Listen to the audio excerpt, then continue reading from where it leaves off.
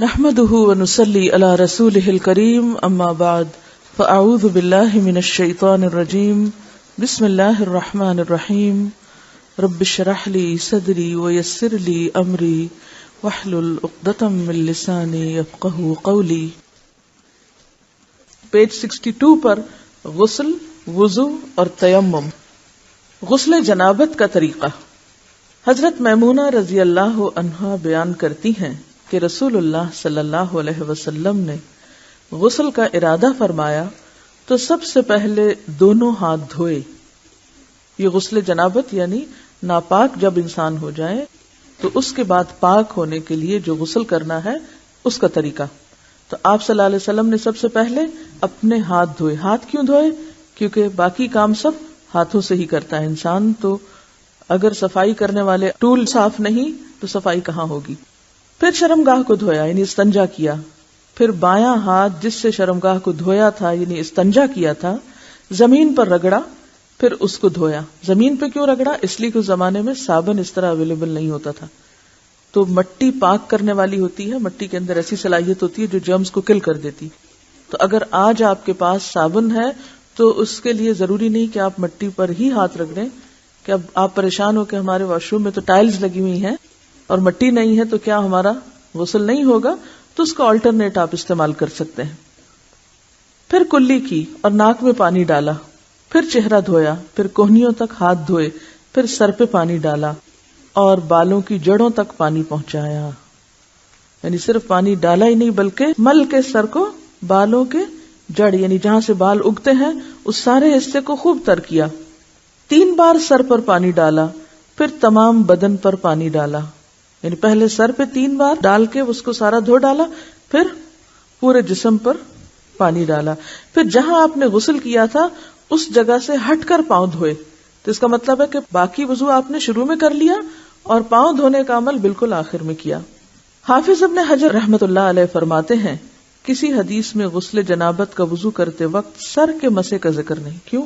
اس لیے کہ سر دھو جو لیا جاتا ہے. حضرت عائشہ رضی اللہ عنہا اور حضرت عبداللہ بن عمر رسول اللہ صلی اللہ علیہ وسلم کے غسل جنابت میں وضو کا ذکر کرتے ہوئے فرماتے ہیں کہ آپ نے سر کا مسح نہیں کیا بلکہ اس پر پانی ڈالا. امام نسائی نے اس حدیث پر یہ باب باندھا ہے جنابت کے وضو میں سر کے مسح کو ترک کرنا. امام ابو داؤد فرماتے ہیں میں نے امام احمد سے سوال کیا کہ جنبی جب غسل سے قبل وضو کرے تو کیا سر کا مسح بھی کرے؟ جنبی یعنی جس کو حالت جنابت لاحق ہوئی ہے، ناپاک ہے، جب غسل سے قبل وضو کرے تو کیا سر کا بھی مسح کرے؟ آپ نے فرمایا وہ مسح کس لیے کرے جبکہ وہ اپنے سر پر پانی ڈالے گا. حضرت عائشہ رضی اللہ تعالی عنہا نے کہا میں اور رسول اللہ صلی اللہ علیہ وسلم ایک برتن سے نہاتے اور دونوں اس سے چلو بھر بھر کر لیتے تھے. یعنی آج کے دور میں تو آپ کے پاس مگ ہیں اور بہت سی سہولتیں ہیں، تو اس دور میں چلو سے پانی لے کر اپنے اوپر ڈال لیتے تھے. اس سے کیا پتہ چلتا ہے کہ اللہ نے انسان کو عقل دی ہے، انسان تدبیر کرے. اب آپ کو مثلا نہانے کی ضرورت ہے، آپ واش روم میں گئے ہیں، کسی کہیں مسافر ہیں، وہاں صرف پانی کی بالٹی تو ہے لیکن پانی نکالنے والی کوئی چیز نہیں، تو آپ روتے ہوئے باہر آ جائیں کہ میں تو آج غسل ہی نہیں کر سکتی کیونکہ مگا ہی نہیں ہے. تو آپ صلی اللہ علیہ وسلم کا طریقہ دیکھیے کہ چلو بھر کے ایک ہاتھ سے یا لب بھر کے 2 ہاتھوں سے ڈال کے غسل کر لیتے. غسل پردے میں کرنا چاہیے. کیا وضو کے لیے مسح ضروری ہے؟ ضروری؟ کتنا ضروری ہے؟ کیا غسل میں وضو ضروری ہے؟ آپ نے فرمایا کہ وضو کے لیے مسح ضروری ہے بلکہ فرض ہے. پھر آپ سے میں نے پوچھا کہ کیا غسل کے لیے وضو ضروری ہے؟ تو جی ہاں، غسل ہوتا نہیں وضو کے بغیر. لیکن بات یہ ہے کہ پھر جب وضو نہیں ہوتا مسح کے بغیر اور غسل نہیں ہوتا وضو کے بغیر تو کیا غسل میں مسح ضروری ہے؟ تو پھر کیسے؟ آپ کا تو نتیجہ غلط نہیں نکلا. دیکھیے نا، آپ فرماتے ہیں کہ وضو کے لیے مسح فرض ہے، غسل کے لیے وضو فرض ہے، لیکن آخر میں کہتے ہیں غسل کے لیے مسح فرض نہیں. جی ہاں، کیونکہ آپ صلی اللہ علیہ وسلم نے ایسا نہیں کیا. سب سے پہلی بات تو یہ جو آپ سے طریقہ منقول ہے اس میں ایسا نہیں ہے. اور دوسری بات یہ ہے کہ انڈرسٹوڈ بات ہے کہ جب سر پہ پانی پڑ گیا تو پھر مسے کی کیا ضرورت ہے. تو اس سے پتہ چلتا ہے کہ ہمارا دین جو ہے وہ بہت لاجیکل ہے، اس میں بے وجہ تکلیف نہیں دی گئی. ایسا بھی نہیں ہے کہ آپ لوگوں کو روکنا شروع کر دے اور آپ فتویٰ دینا شروع کر دے کہ آپ غسل جنابت میں مسا نہ کرنا. اس طرح نہیں بات ہوتی، وہ تو ایک سیکوینس میں ایک چیز چلتی ہے تو وہ اٹس انڈرسٹوڈ. لیکن ایسے ایشوز کو الگ لے کے ان کو ہوا دینا اور لوگوں کے اوپر زندگی مشکل کرنا، ان کو بات سمجھ نہیں آتی، پھر وہ کہتے ہیں یہ ایک نیا دین بن گیا. تو اس طریقے سے پرہیز کرنا ہے آپ کو. بہت سے لوگوں کو غسل جنابت اور نہانے کا یعنی عام طور پہ جو ہم بات لیتے ہیں اس کا فرق ہی نہیں پتا. تو جو ڈیلی آپ شاور لیتے ہیں یا بات لیتے ہیں دیٹ از ڈفرنٹ. لیکن جب آپ پاک ہونے کے لیے نہاتے ہیں تو وہ مختلف ہے. روز آپ نہانا بھی اگر سنت کے مطابق کریں تو بہت اچھا ہے، وہ نہانا بھی ثواب بن گیا، وہ ساری ایفرٹ کسی کام لگ گئی کیونکہ آپ سنت کے مطابق ایک کام کریں. لیکن غسل جنابت تو ہوتا ہی نہیں جب تک کہ آپ کلی نہ کریں، ناک میں پانی نہ ڈالیں اور سارے بدن پہ پانی نہ بہائیں. ٹھیک ہے، آگے چلتے ہیں. غسل جنابت کا وضو کافی ہے. حضرت عائشہ رضی اللہ تعالی عنہا سے روایت ہے کہ رسول اللہ صلی اللہ علیہ وسلم غسل جنابت کے بعد وضو نہیں کرتے تھے. یعنی غسل جنابت میں جو وضو ہو جاتا ہے شروع میں جو آپ کرتے تھے، جس کے پاؤں بالکل آخر میں دھوتے تھے، اسی وضو سے نماز پڑھ لیتے تھے. بہت سے لوگوں کو یہ کنفیوژن ہے کہ جناب ہم اگر سر سے دوپٹہ اتار دیں تو کیا ہمارا وضو باقی رہے گا، ہے نا.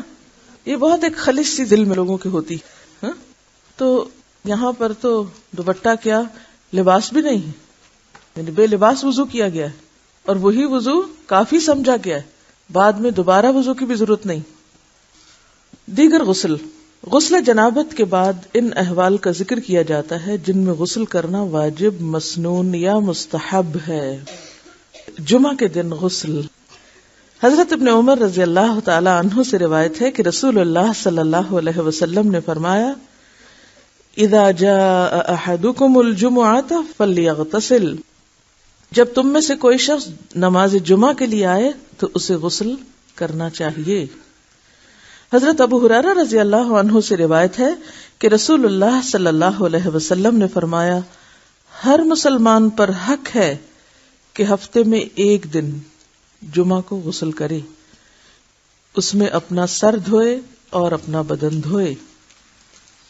حضرت ابو سعید خدری رضی اللہ عنہ کہتے ہیں کہ رسول اللہ صلی اللہ علیہ وسلم نے فرمایا جمعہ کے دن ہر بالغ مسلمان پر نہانا واجب ہے. ابن جوزی رحمت اللہ علیہ فرماتے ہیں جمعہ کے دن غسل واجب ہے کیونکہ اس کی احادیث زیادہ صحیح اور قوی ہیں. ابن حزم اور علامہ شوکانی نے بھی اسی مذہب کو اختیار کیا ہے، یعنی اسے لازم قرار دیا ہے. لیکن اگر کوئی شخص کسی وجہ سے نہیں کر سکتا تو وہ گناہگار نہیں ہوگا. میت کو غسل دینے والا غسل کرے.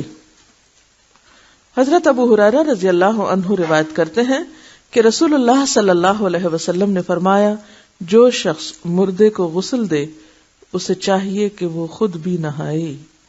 حضرت ابن عباس رضی اللہ عنہ سے روایت ہے کہ رسول اللہ صلی اللہ علیہ وسلم نے فرمایا تم پر میت کو غسل دینے سے کوئی غسل واجب نہیں کیونکہ تمہاری میت طاہر مرتی ہے، یعنی پاک ہوتی ہے، نجس نہیں، یعنی مردہ کوئی ناپاک چیز نہیں ہو جاتا، لہٰذا تمہیں ہاتھ دھو لینا ہی کافی ہے. یعنی میت کو نہلانے کے بعد غسل مستحب تو ہے، لازم نہیں، ضروری نہیں. دونوں احادیث کو ملانے سے یہ مسئلہ ثابت ہوا کہ جو شخص میت کو غسل دے اس کے لیے نہانا مستحب ہے، ضروری نہیں. چنانچہ ابن عمر فرماتے ہیں ہم میت کو غسل دیتے، پھر ہم میں سے بعض غسل کرتے اور بعض نہ کرتے. حافظ ابن حجر نے اسے صحیح کہا ہے، یعنی چوائس پر ہے. نو مسلم غسل کرے. قیس بن عاصم رضی اللہ عنہ سے روایت ہے کہ جب وہ مسلمان ہوئے تو رسول اللہ صلی اللہ علیہ وسلم نے انہیں حکم دیا کہ پانی اور بیری کے پتوں کے ساتھ غسل کریں. بیری کے پتے صابن کی جگہ ہیں. نو مسلم کو یعنی نیو مسلم کو غسل کرنا اس لیے بھی ضروری ہے کہ قبل از اسلام اگر وہ جنبی تھا کبھی یا ناپاک تھا یا ایک عورت کئی بار حائضہ ہوئی تو اس نے غسل جنابت تو نہیں کیا ہوگا نا. تو ایسی صورت میں جب ایک شخص مسلمان ہوتا ہے تو اس کے لیے غسل کرنا لازم ہوتا ہے تاکہ وہ پاک ہو جائے. عیدین کے روز غسل. نافع کہتے ہیں کہ حضرت ابن عمر رضی اللہ عنہ عید الفطر کے روز غسل کیا کرتے تھے. حافظ ابن عبد البر فرماتے ہیں کہ عیدین یعنی دونوں عیدوں چھوٹی بڑی عید کے دن غسل کے بارے میں رسول اللہ صلی اللہ علیہ وسلم سے کوئی حدیث ثابت نہیں، صحابہ رضی اللہ عنہم کا عمل ہے. یعنی صحابہ کرام نے ایسا کیا ہے، خود نبی صلی اللہ علیہ وسلم سے کوئی حدیث ثابت نہیں. اہل علم کی ایک جماعت کے نزدیک یہ غسل جمعہ پر قیاس کرتے ہوئے مستحب ہے، یعنی یہ بھی پسندیدہ ہے، کیونکہ جمعہ کا دن بھی مسلمانوں کی عید کا دن ہوتا ہے، کائنڈ آف عید ہے جمعہ. تو اسی طرح جو اصل عید کا دن ہے اس کو پھر کس پر قیاس کریں گے؟ جمعہ کے دن پر. تو وہ غسل بھی پسندیدہ ہوگا. لیکن اگر سردی کی وجہ سے کسی تکلیف سے انسان نہ کر سکے تو گناہگار نہیں ہوگا. بہقی میں ہے، بعض لوگ اس کو بہقی پڑھتے ہیں، تو یہ بہقی نہیں ہے بلکہ بہقی ہے. بہق ایک علاقے کا نام ہے جس کی طرف نسبت. بہقی میں ہے حضرت علی رضی اللہ عنہ نے فرمایا جمعہ، عرفہ، قربانی اور عید الفطر کے دن غسل کرنا چاہیے. یہ عیدین کے روز غسل پر سب سے اچھی دلیل ہے، یعنی حضرت علی کا قول. امام نووی فرماتے ہیں اس مسئلہ میں اعتماد حضرت عبداللہ بن عمر کے اثر پر ہے. اثر جو ہے وہ بھی حدیث ہی کو کہتے ہیں جو صحابی کی طرف منسوب ہوتا ہے. نیز جمعہ کے غسل پر قیاس اس کی بنیاد ہے، یعنی اس اثر کی، یعنی صحابی کے قول کی بنیاد کس پر ہے؟ جمعہ کے دن کے غسل پر. احرام کا غسل. حضرت زید بن ثابت سے روایت ہے کہ حج کا احرام باندھتے وقت رسول اللہ صلی اللہ علیہ وسلم نے غسل فرمایا. مکہ میں داخل ہونے کا غسل. اب یہ غسل دو الگ الگ ہیں. ایک تو یہ ہے کہ آپ گھر سے نکل رہے ہیں یا آپ جہاں سے احرام باندھ رہے ہیں، جیسے مدینہ سے مکہ جاتے ہوئے، مدینہ سے مکہ جاتے وقت راستے میں میقات آتی ہے ابیار علی کے مقام پر، وہاں باقاعدہ غسل خانے بنے ہوئے ہیں اور لوگ وہاں غسل کر لیتے ہیں. لیکن اگر آپ گھر سے بھی اس نیت سے کر کے نکلیں تو بھی درست ہے، کیونکہ بعض اوقات پبلک ٹوائلٹس میں موقع نہیں بھی ملتا وہاں. یا یہاں سے جب ہم جاتے ہیں پاکستان سے تو احرام کہاں باندھتے ہیں؟ جہاز میں. تو جہاز میں آپ غسل کہاں فرمائیں گے؟ تو بہتر ہے آپ گھر سے ہی غسل کر لیں اس نیت سے کہ آپ یہ احرام کا غسل کر رہے ہیں. اور پھر دوبارہ مکہ داخل ہوتے وقت، اب تو یہ چونکہ فاصلے بہت مختصر ہو گئے ہیں، لیکن اس کے باوجود جدہ ایئرپورٹ پر بھی ایسے غسل خانے موجود ہیں جہاں انسان مکہ کی طرف جانے سے پہلے شاور لے سکتا ہے. حضرت ابن عمر رضی اللہ عنہ فرماتے ہیں کہ رسول اللہ صلی اللہ علیہ وسلم مکہ میں داخل ہوتے وقت غسل کرتے تھے. اب یہ سارے غسل جو ہیں یہ مستحب ہیں، پسندیدہ عمل ہے. احرام پہنتے وقت اور مکہ میں داخل ہوتے وقت غسل ایسے ہی ہے جیسے نماز سے پہلے کوئی وضو کر کے نماز کی تیاری کر رہا ہو. وضو تو خیر فرائض میں سے ہے، لیکن یہ بھی چونکہ اللہ کے گھر جا رہا ہوتا ہے انسان، تو صاف ستھرا ہو کے جائے، تیار ہو کر جائے، باقاعدہ اس کے اندر ایک فیلنگ ہو کہ وہ اللہ کے گھر داخل ہو رہا ہے، ایک اللہ سے ملاقات کا ذریعہ ہے. تو اس میں جسمانی صحت اور صفائی اور ستھرائی جو ہے وہ روحانی صحت پر اثر انداز ہوتی ہے. تو یہ سارا جو غسل کا جتنا بھی بیان تھا، اس میں ایک بات بہت اچھی طرح واضح ہو گئی کہ فرض کے درجے کا غسل جو ہے وہ ناپاکی سے پاک ہونے کا ہی ہے، اور بس. باقی جو غسل ہیں وہ مستحب میں ہے، مستحبات میں سے ہیں، جن میں سے سب سے اہم غسل جمعے کا غسل ہے، جس کو بعض علماء واجب کے درجے پر رکھتے ہیں. باقی تمام کی تمام کیا ہیں کہ ایسا کرنا افضل ہے، پسندیدہ ہے، بہترین ہے، اور اگر کوئی نہ کسی وجہ سے کر سکے تو اس کے اوپر کوئی ملامت نہیں، اس کی عبادت میں خلل نہیں آئے گا اس وجہ سے. جیسے وضو کے بغیر نماز میں خلل آتا ہے، اس طرح غسل کے بغیر ان عبادتوں میں خلل نہیں ہوگا. ٹھیک. مسواک کا بیان. حضرت حذیفہ رضی اللہ عنہ فرماتے ہیں رسول اللہ صلی اللہ علیہ وسلم جب رات کو تہجد کے لیے اٹھتے تو مسواک فرماتے. گویا نیند سے اٹھنے کے فوراً بعد پہلا کام مسواک. حضرت ابن عباس رضی اللہ عنہ فرماتے ہیں نبی صلی اللہ علیہ وسلم رات کو ہر 2 رکعت کے بعد مسواک کرتے، یعنی صرف اٹھنے کے بعد ہی نہیں بلکہ 2 رکعت نماز پڑھ کے تہجد کی پھر مسواک کر لیتے، پھر 2 رکعت پڑھتے پھر مسواک کر لیتے، یعنی اتنی کثرت کے ساتھ آپ مسواک کیا کرتے تھے، کیونکہ اس سے پوری نیند چلی جاتی، انسان دوبارہ سے فریش ہو جاتا ہے اور قرآن پڑھنے میں لطف بھی زیادہ آتا ہے جتنا آپ کا منہ زیادہ صاف ہوگا۔ سیدہ عائشہ رضی اللہ عنہا سے روایت ہے کہ رسول اللہ صلی اللہ علیہ وسلم نے فرمایا، مسواک منہ کے لیے طہارت کا سبب اور اللہ کی رضامندی کا ذریعہ ہے۔ سیدہ ام سلمہ رضی اللہ عنہا سے روایت ہے کہ رسول اللہ صلی اللہ علیہ وسلم نے فرمایا، جب بھی میرے پاس جبریل آتے تو مجھے مسواک کرنے کا حکم دیا کرتے تھے۔ مجھے خطرہ لاحق ہوا کہ میں اپنے منہ کی اگلی جانب نہ چھیل لوں، یعنی اس کثرت سے آپ مسواک کرتے تھے اور جبریل بھی آپ کو مسواک کرنے کا کہتے کہ مجھے یوں ڈر لگتا کہ جیسے اگلا حصہ چھل جائے گا۔ حضرت ابو ہریرہ رضی اللہ عنہ سے روایت ہے کہ رسول اللہ صلی اللہ علیہ وسلم نے فرمایا، اگر میں اپنی امت کے لیے مشکل نہ جانتا تو اپنی امت کو عشاء کی نماز میں تاخیر کرنے اور ہر نماز سے پہلے مسواک کرنے کا حکم دیتا۔ تو اس سے بھی یہ بات پتہ چلتی ہے کہ مسواک کی جہاں بہت تاکید ہے وہاں مسواک کرنا پھر ایک مستحب عمل ہے، فرض یا واجب کے درجے میں نہیں ہے، اگرچہ تاکید بہت ہے۔ اور کیوں نہیں اس کو فرض قرار دیا گیا؟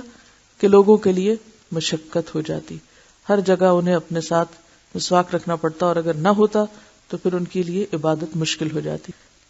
لیکن بہت ساری چیزیں ایسی ہیں زندگی میں، صرف مسواک ہی کی بات نہیں، کہ ان کے اوپر شوق بھی دلایا گیا، آپ صلی اللہ علیہ وسلم کا طرز عمل بھی ہمیں پتہ چلتا ہے اور بار بار کی تاکید بھی پتہ چلتی ہے، لیکن اس کے باوجود ہم پہ لازم نہیں کیا گیا۔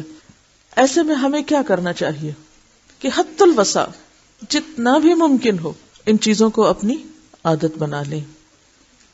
آپ میں سے کتنے لوگ لکڑی والی مسواک کرتے ہیں؟ آپ دیکھیے کہ جہاں یہ ایک سنت ہے وہاں اورل ہائیجین کا بہترین ذریعہ ہے۔ کوئی ربڑ، پلاسٹک کا ٹوتھ پیسٹ، کوئی ماؤتھ واش، کوئی دوسری چیز دنیا کی اس کی جگہ ہے ہی نہیں۔ ایک بہت ہی نیچرل انداز ہے منہ کو صاف کرنے کا، اور آپ دیکھیں گے کہ اگر آپ واقعی اس کو روٹین میں کرتے ہیں تو جو آپ کا ڈینٹل ڈکے ہے اس کو آپ پریونٹ کر سکتے ہیں، جو کہ کسی بھی ٹوتھ پیسٹ سے نہیں ہو سکتا، کیونکہ ہر ٹوتھ پیسٹ میں کسی نہ کسی طرح کی شوگر، کسی نہ کسی طرح کے کچھ ایسے کیمیکلز شامل کیے ہوتے ہیں، پریزرویٹیوز وغیرہ، اس کو پریزرو کرنے کے لیے، جبکہ لکڑی کو پریزرو کرنے کے لیے کوئی ایسی ضرورت نہیں ہوتی۔ تو جو فائدے مسواک کے ہیں وہ کسی برش اور ٹوتھ برش اور ماؤتھ واش کے نہیں ہیں، یا ٹنگ کلینر کے نہیں ہیں، کیونکہ آپ دیکھیں کہ جو عام ٹوتھ برش ہوتا ہے وہ اس سے ٹنگ نہیں کلین کر سکتے، آپ کو پھر ٹنگ کلینر الگ لینا ہے، پھر منہ کی خوشبو کے لیے ایک الگ چیز استعمال کرنا ہے، تو اس میں وقت کا کتنا ضیاع ہے، مال کا کتنا ضیاع ہے۔ ایک لکڑی کی اسٹک پہ آپ کا کیا لگے گا؟ اس کا مطلب نہیں کہ آپ ٹوتھ پیسٹ نہ کریں، وہ بھی آپ ایٹ ٹائمز کر لیں، لیکن اس کی عادت ضرور ڈال لیں، اور عادت ڈالنے میں صرف صحت کے فائدے کو سامنے رکھتے ہوئے نہیں بلکہ سنت کو سامنے رکھتے ہوئے، کیونکہ مسواک کے ساتھ جو نماز پڑھی جاتی ہے اس کا 70 گنا اجر بڑھ جاتا ہے بغیر اس کے جو مسواک کے بغیر پڑھی جاتی۔ اچھا، اب آپ دیکھیے کہ بات ہے عادت کی، بات ہے استعمال کے طریقے کی، کیونکہ میں نے بہت غور کیا کہ لوگ ایسا کیوں نہیں کر پاتے، تو اس کی ایک بڑی اہم وجہ یہ ہے کہ لوگوں کو استعمال کرنا نہیں آتا، یہ بہت بڑی رکاوٹ ہے، یا پھر یہ کہ اس کی اویلیبلٹی نہیں ہوتی۔ نمبر 2، دل بھی چاہتا ہے، نیت ہے، ارادہ ہے، لیکن ملتا نہیں، یا یہ نہیں پتا ہوتا کہ کون سا مسواک کیا فائدہ رکھتا ہے اور کون سا ہمیں سوٹ کرتا ہے جو ہم آسانی کے ساتھ کر سکتے ہیں۔ تو اس میں 2-3 کام ہمیں کرنے ہیں پریکٹیکلی۔ ایک تو یہ ہے کہ بالکل کوئی جھجک نہیں، کوئی شرم نہیں، کچھ نہیں، مسواک کرنے کا طریقہ سیکھنا ہے، کیونکہ بعض مسواک آسان ہوتے ہیں استعمال کرنے، جن میں زیتون کا یا نیم کا جو مسواک ہوتا ہے اٹس ویری ایزی، بہت جلدی اس کا آگے وہ برش بن جاتا ہے اور انسان بہت آسانی سے کرتا ہے۔ اسی طرح عام طور پہ جو پیلو کا مسواک ہے وہ بھی بہت فائدہ مند چیز ہے۔ نبی صلی اللہ علیہ وسلم حلق تک مسواک کیا کرتے تھے کہ ساری جو آپ کی علائشیں ہیں وہ آپ کی زبان یا ٹنگ کے پچھلے حصے پہ چلی جاتی ہیں، وہاں جم جاتی، تو جب آپ اس کو کلین کر دیتے ہیں تو آپ معدے کی بہت ساری امراض سے خود بخود نجات پا جاتے ہیں۔ اور حضرت عائشہ فرماتی ہے کہ آپ صلی اللہ علیہ وسلم جب مسواک کرتے تھے تو اع کی آواز آتی تھی، یعنی وہ اتنا آگے تک کرتے تھے کہ جیسے تھرو اپ کرنے لگے ہوں.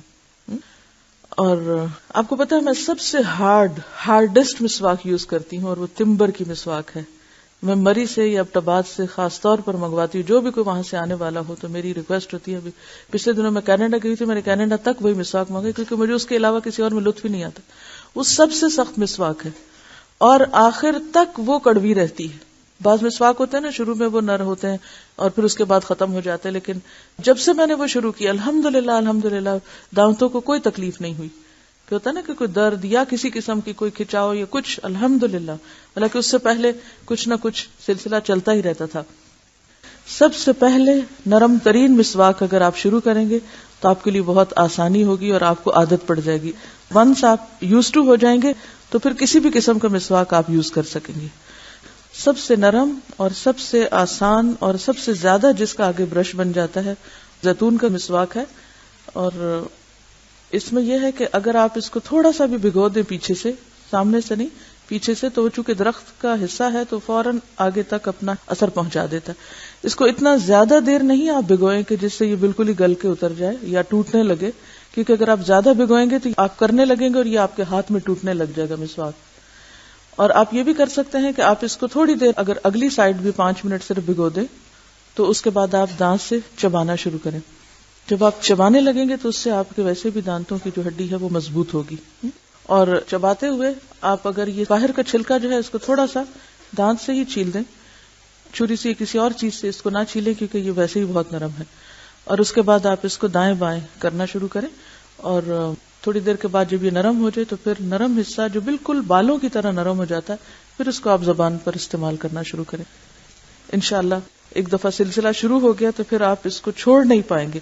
یعنی جو آپ کو طہارت و نظافت کا احساس ہوگا مسواک کے بعد وہ کسی بھی اور چیز کے ساتھ ہوتا ہی نہیں. اس وقت جو مجھے آپ سے مطلوب ہے وہ یہ کہ اپنے اوپر اس سنت کو لازم کر لیں اور اس کورس میں جو تربیتی کورس ہے فوکسڈ رہیے کہ جو اس کورس کا مقصد ہے وہ پورا ہو. اس کورس کا مقصد یہ ہے کہ جن سنتوں سے ہم اب تک اعراض برتے ہوئے ان سنتوں کو اپنی عملی زندگی میں داخل کر لیں، کیونکہ یہ صرف علم کی کلاس نہیں ہے. اس میں کیا ہے، جو ہم نہیں کر رہے وہ کرتے چلے جانا ہے، جو لکھا ہوا ہے سیدھا سیدھا. مسواک کی عادت ڈال لیں تو انشاءاللہ العزیز آپ واقعی دنیا کے اعتبار سے بھی فائدے دیکھیں گے. اور دوسرا یہ کہ آپ کی نماز میں خشوع اور پھر اطمینان قلب ہے وہ بھی انشاءاللہ نصیب ہوگا. اور سب سے بڑا فائدہ کہ سنت پر عمل کا اجر ملے گا. وضو کا بیان. نیند سے جاگ کر پہلے ہاتھ دھوئیں. صبح جب پہلے آپ واش روم میں پہنچے تو ہاتھ دھوئیں.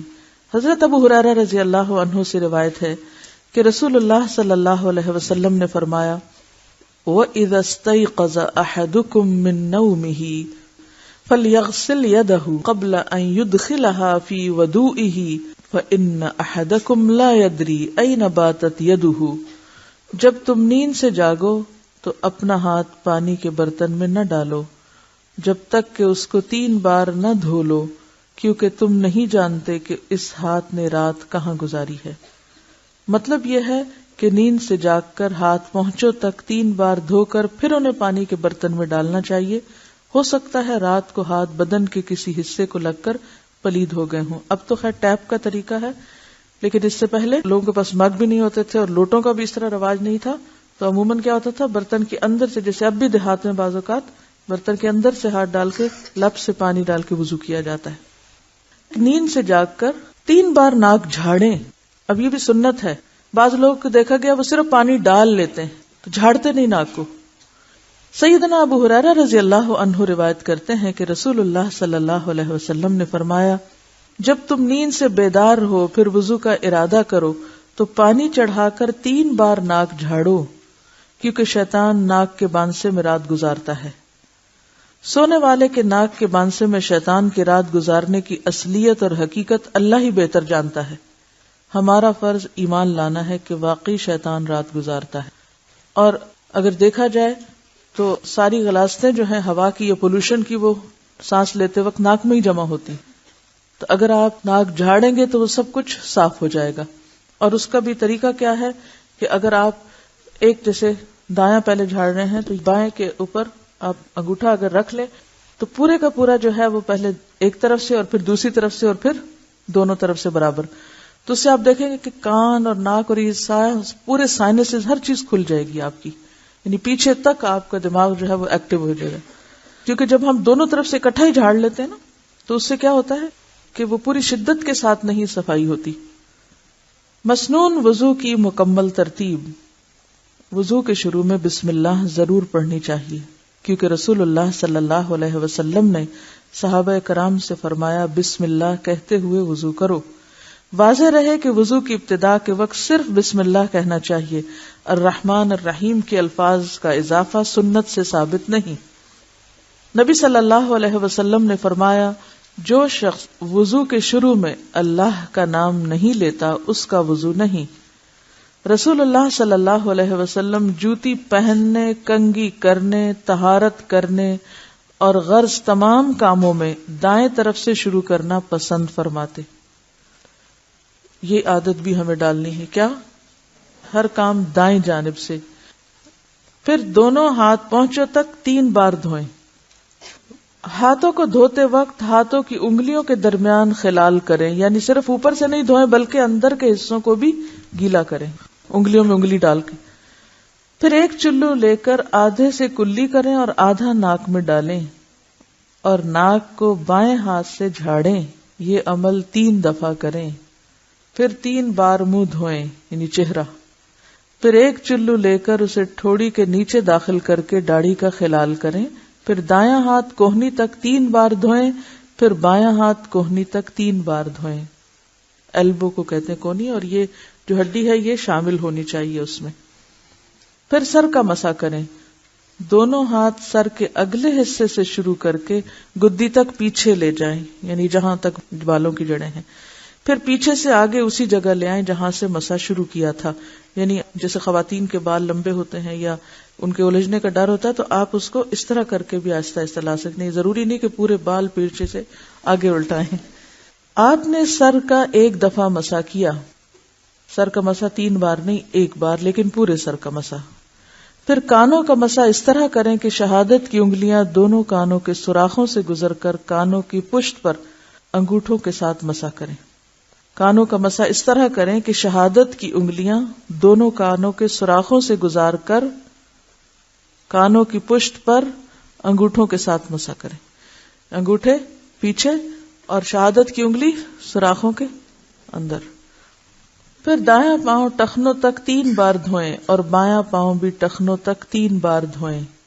یعنی اگر آپ ٹیپ کے آگے بھی دھو رہے ہیں تو اس کو 3 دفعہ پاؤں کو ہلا لیں، اور اگر آپ پانی ہاتھ سے ڈال کے کر رہے ہیں تو 3 چلو ڈال لیں.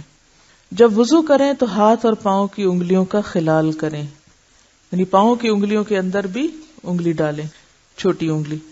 مستورد بن شداد رضی اللہ عنہ روایت کرتے ہیں کہ میں نے رسول اللہ صلی اللہ علیہ وسلم کو وضو کرتے ہوئے دیکھا کہ آپ اپنے پاؤں کی انگلیوں کا خلال ہاتھ کی چھنگلی یعنی چھوٹی انگلی سے کر رہے تھے. حضرت عبداللہ بن عمر نے فرمایا کہ اگر زخم پر پٹی بندھی ہوئی ہو تو وضو کرتے وقت پٹی پر مسح کر لے اور ارد گرد کو دھو لے. یعنی مثلا بازو پر اگر پٹی بندھی ہوئی ہے تو جتنا حصہ پٹی کا ہے اس کو تو مسح کر لیں اور باقی حصے کو دھو لیں. اگر ٹیپ کے نیچے لے جانا ممکن نہ ہو تو ہاتھ سے پانی ڈال کے اس کو دھو لیا جائے. پٹی نہ بھی بندھی ہو تو بھی مسح کر لیں. ٹھیک ہے نا. اس میں آپ دیکھیے جو فرق آپ کو لگا ہوگا کہ ایک ہی چلو سے آدھے میں کلی اور آدھا ناک میں پانی ڈالنا. اتنا پانی کو بچایا گیا ہے. کلی اور ناک میں پانی ڈالنے کے لیے الگ الگ پانی لینے کا ذکر جس حدیث میں ہے اسے امام ابو داؤد، امام نووی اور حافظ ابن حجر نے ضعیف کہا ہے. امام نووی اور امام ابن قیم رحمۃ اللہ علیہ فرماتے ہیں کہ رسول اللہ صلی اللہ علیہ وسلم کے وضو کا طریقہ چلو سے آدھا پانی منہ میں اور آدھا ناک میں ڈالنا ہے، یعنی یہ افضل طریقہ ہے. اور دوسری روایت جو ہے وہ ضعیف ہے. ٹھیک ہے. یعنی ایک چلو سے آدھا کلی اور آدھا ناک میں ڈالنا جو ہے یہ حدیث زیادہ صحیح ہے، اور جو دوسری حدیث ہے جس میں الگ الگ کرنا ہے وہ ضعیف روایت ہے. ایک بات جس کا مجھے سخت خوف اور خطرہ محسوس ہو رہا ہے وہ یہ کہ آپ آج سے گھر میں مفتی بن جائیں گے اور جا کے سب کے وضو غلط قرار دیں گے.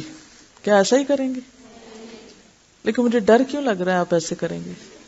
ہاں دیکھیے، آپ فقہ اسلامی پڑھ رہے ہیں، یہ جان رہے ہیں کہ فقہ کی اصل بنیاد قرآن اور سنت میں صحیح حدیث ہے، اور پریفرنس ہماری صحیح احادیث پر ہے، اور پھر سارے ذخیرے کو کھنگال کر جو چیزیں صحیح کے درجے پہ پوری اتر رہی ہیں ان کو اختیار کرنا ہے. اب یہ آپ تو ایک پروسیس سے گزر کر آپ ایک چیز کو لے رہے ہیں، ڈھونڈ کے سب جان کے، پھر آپ کہہ رہے ہیں ہاں ٹھیک ہے میں یہ لے سکتی ہوں. لیکن جنہوں نے یہ سب جانا نہیں پڑھا نہیں، ان پر آپ مسلط تو نہیں کر سکتے نا کچھ. ہاں بتا سکتے ہیں، اور بتانے کے لیے آپ کتاب پھر سامنے رکھیے، زبانی باتیں نہیں کیجیے، اور لوگوں کے وضو غلط قرار نہیں دیجیے.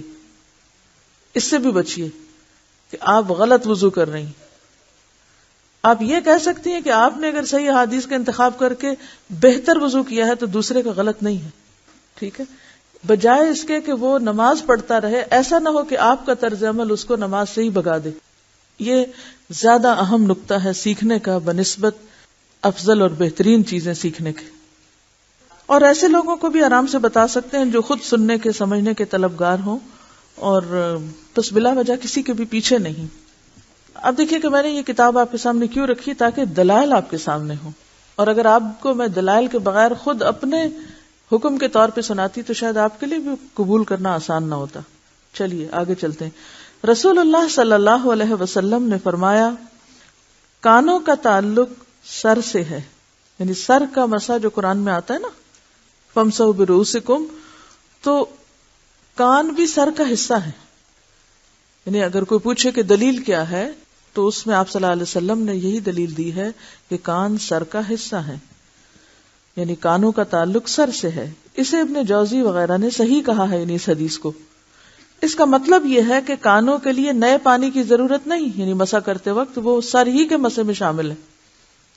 کانوں کے مسح کے لیے نئے پانی لینے والی روایت کو حافظ ابن حجر نے شاذ کہا. شاذ کیا ہوتا ہے؟ ان یوزول، انوکھی رائے جو جمہور سے ہٹ کر ہو. حافظ ابن قیم رحمت اللہ علیہ فرماتے ہیں کہ گدی کے نیچے گردن کے الگ مسح کے بارے میں قطعاً کوئی صحیح حدیث نہیں ہے. گردن کے الگ مسح کے بارے میں قطعاً کوئی صحیح حدیث نہیں ہے. گردن کے مسح کی روایت کے متعلق امام نووی فرماتے ہیں یہ حدیث بالاتفاق ضعیف ہے. بالاتفاق، ٹھیک ہے. اچھا، اب آپ جب وہ جاتے ہیں نا پیچھے تک لے جاتے ہیں تو خود ہی آپ کا ہاتھ کہاں تک پہنچ جاتا ہے؟ گردن تک پہنچ ہی جاتا ہے، اور پھر اسی کو واپس لے آتے ہیں. لیکن الگ پانی لے کے صرف اس طرح کرنا جو ہے، اس بارے میں کوئی حدیث صحیح نہیں، ضعیف ہی ہے.